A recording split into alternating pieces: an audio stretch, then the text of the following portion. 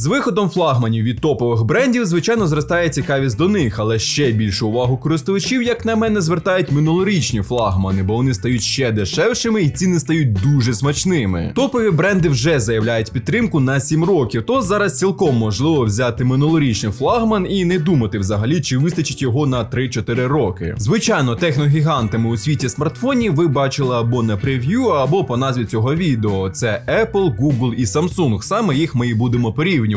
Відео буде дуже цікавим, тож приготуйте для себе щось смачненьке, ну а ми починаємо.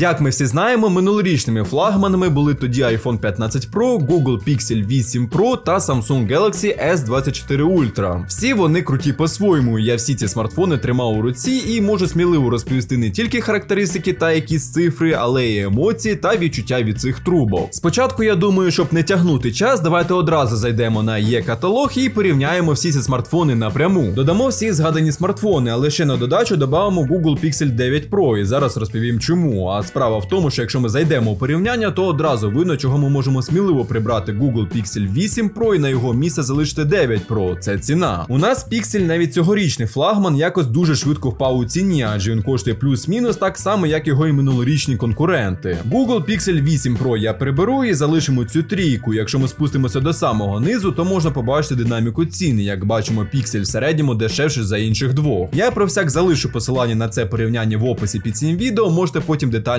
ознайомитися. Спочатку давайте порівняємо дизайни смартфонів, і перший буде iPhone 15 Pro, і тут якось 50/50. З однієї сторони зміни мінімальні, дещо зменшили, дещо збільшили, але це відчувається при прямому порівнянні з минулим або теперішнім поколінням. Але глобально зміни не такі радикальні, і це по суті iPhone 12 в титановому корпусі. З іншої сторони, переходячи для прикладу з того самого 12 на 15, у тебе точно не буде ніяких неприємних сюрпризів. То тут уже кому як. Samsung по суті також глобально не змінює свій дизайн, дещо підправили, дещо змінили та й все. Але в S24 Ultra, як я казав у своєму відео, дуже добре прибрали багато недоліків S23 Ultra. І ще також додам, що якщо ви вирішили якось перепригнути з якогось бренду на Samsung і думаєте про S24 Ultra, то я можу сказати, що це справжня цеглина у хорошому сенсі. Он ті гострі грані додають смартфони якоїсь брутальності. Якщо вам це подобається, то Samsung може бути вашим вибором. І також є стілус, можна записувати якісь нотатки або малювати, або що ваша душа забажає. А ось Google Pixel 9 Pro в порівнянні з тими двома флагманами дуже часто змінював свій дизайн. В цілому сама концепція положень камер не змінювалася, але дизайн відчувається дуже свіжо. Як на мене, саме 9 Pro має найкращий дизайн з усієї лінійки Pixel. Не знаю як вам, але він мені дуже сильно подобається. Дизайн настільки зайшов, що можливо Apple якось у майбутніх лінійках буде використовувати подібне положення камер. Я про це писав у своєму телеграм-каналі. Якщо тобі подобаються техноновинки, то запрошую тебе. Ти можеш або відсканувати QR-код, або справа зверху з'явилася підсказка, або ти можеш спуститися в самий низ під відео і там буде посилання. Тож приєднуйся до нашої спільноти. Щоб зробити порівняння ще цікавішим, я буду виставляти бали за окремі параметри, і в кінці ми все це підсумуємо і дізнаємося, хто заслуговує на звання найкращого флагмана у цьому порівнянні. Тож по дизайну я ставлю 1 бал Google Pixel 9 Pro. Усі мають топові OLED-дисплеї з адаптивним 120 Гц і з шаленим рівнем яскравості. Глобально, на мою думку, дисплеї майже схожі. По розміру iPhone 15 Pro Max має 6,7 дюймів, інші мають 6,8, але відношення дисплею корпусу iPhone трохи більший. По моїх відчуттях Samsung запам'ятався тим, що за рахунок цієї квадратності сам екран відчувається дуже великим і ідеально підходить для перегляду контенту. Pixel також цікавий, але це звичайний Android-екран. Взагалі це глобальна проблема усіх Android-смартфонів, на мою думку, і Samsung в тому числі. А ось iPhone, він по суті як Pixel, але за рахунок Dynamic Island, як вони гарно вписали цей виріс у систему, то в цілому iPhone відчувається більш свіжішим і стильнішим. Бо у Android тільки одна крапка під камеру та і все, то я 100% по дисплею ставлю бал iPhone. Продуктивність і тут все дуже просто, на жаль. Давайте для початку візьмемо Pixel з їхнім Tensor G3. І це найслабший процесор на папері, і він доволі сильно гріється, але усі можливі ігри він тягне без проблем, і зі стандартними завданнями також легко справляється. І без багів нікуди не подітись. Я добре пам'ятаю той момент, момент, коли в тіктоці показували баг із камерою в інстаграмі, що звук відставав від відео на 1-2 секунди. І коли я отримав смартфон, я одразу пішов це тестити, бо як це так? І цей баг, на жаль, був, але можливо його через деякий час і прибрали. Напишіть у коментарях, у кого зараз є Pixel 9, чи залишився цей баг, і взагалі поділіться своїм враженням про цей смартфон, дуже цікаво почитати. І на жаль, це не єдиний баг, тож будьте до цього готові, але у Google Pixel 10 буде значне покращення процесора, то можливо багато болячок і пропадуть, тож чекаємо. У Samsung все круто по потужності, Snapdragon 8 Gen 3, цей процесор дуже потужний, але і гріється також добре. На щастя, у S24 Ultra дуже хороше охолодження, то коли я грав у потужні ігри, які є на Android, то він був тепленьким. Але на жаль, як на мене, у Android є маленьке обмеження, через яке не можна протестити справжню потужність процесора, на відміну від iPhone. iPhone 15 Pro Max має процесор A17 Pro, як на мене, щодо потужності iPhone найкращий. Так, я знаю, що деякі можуть написати, що Snap потужніший і по балах це видно і так далі. Але у iPhone це все можна реалізувати трішечки більше, ніж у Galaxy або якомусь іншому Android смартфоні. Це монтажні програми, програми з 3D, Photoshop і так далі, але тут я не враховую як перевагу, адже на Android також є хороші аналоги, а ось ігри у iPhone кращі. Адже тут цей процесор може навантажити по максимуму Assassin's Creed Mirage, Resident Evil Village і багато інших. Тож тут я бал віддаю iPhone, адже його можна використовувати по максимуму. Також забув додати, що iPhone має 8 ГБ оперативної пам'яті, Samsung 12 ГБ, а Pixel має цілих 16 ГБ.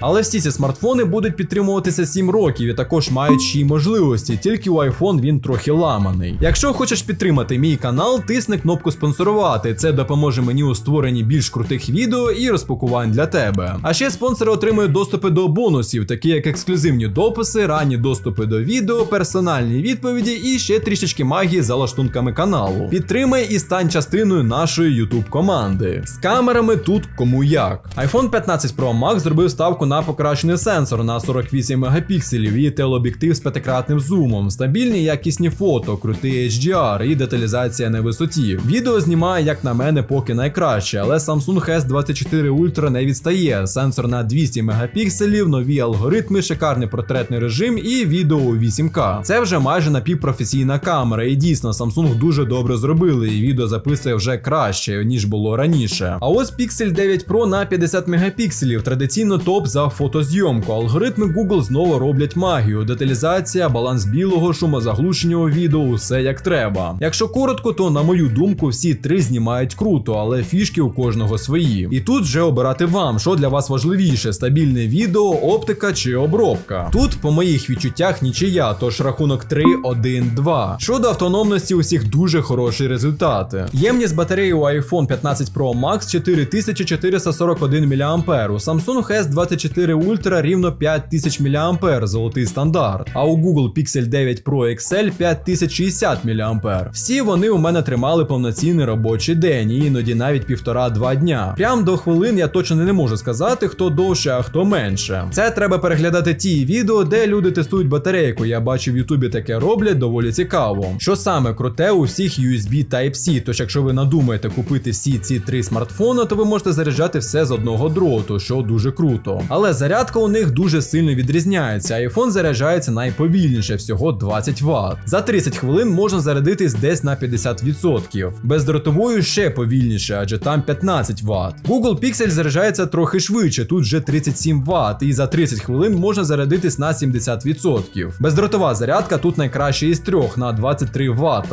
І також тут є реверсивна зарядка, тож ви можете підзарядити свої навушники або годинник за рахунок смартфону. Samsung тут найшвидше, адже тут вже 45 Вт, і за 30 хвилин смартфон заряджається також на 70%. Бездротова зарядка тут така ж, як у iPhone, на 15 Вт. Також додам щодо штучного інтелекту, бо зрозуміло, куди буде направлена вся увага великих техногігантів. Звичайно, Samsung і Pixel будуть на першому місці, адже велику частину розробки щі вони робили разом, тут поправте, якщо що. Адже у Samsung є фішки Galaxy і також пару фішок від Google, для прикладу Circle to Search. У Google, по суті, так само багато фішок щі, і також у них є свій Gemini, і це дуже круто, Google дуже добре увірвались. У них раніше був голосовий помічник Google Assistant, я ним користувався ще на першому Pixel. Оце не знаю, чи зробили вони таке, але по-моєму ні. Було б дуже круто, якби вони поєднали ці функції, або Gemini поглинув би Assistant і став би на його місце, і інтегрували би це все в систему Android. Android. Оце був би справжній смартфон із майбутнього, як то Jarvis із залізної людини, але це поки мрія. У iPhone, на мою думку, на жаль, вийшло застрибнути у вагон щі, але їх отак от колібає зі сторони в сторону. Того щі поки мінімум, навіть були моменти, коли люди подавали до суду Apple через те, що вони купили iPhone з надією отримати щі, які вони обіцяли на презентації, але досі не отримали. Ця новина також була у моєму телеграм-каналі, тож тут поки бал Samsung і Google, і загальний рахунок усіх по 3 бали. І до цього я не був готовий, адже я думав, що якийсь телефон да і виграє. Добре, якщо підсумувати, у нас нічия, що класно, адже ці телефони дійсно топові. Взагалі, якби мені б дали гроші такі на ось тобі 3 смартфона, обирай які хочеш, і чесно, я не знаю, які обрати. Я коливаюсь між iPhone 15 Pro або Google Pixel 9 Pro XL, не в образу Samsung. Якщо чисто оновитись на більш новий смартфон, то напевно iPhone 15 Pro Max буде. З 11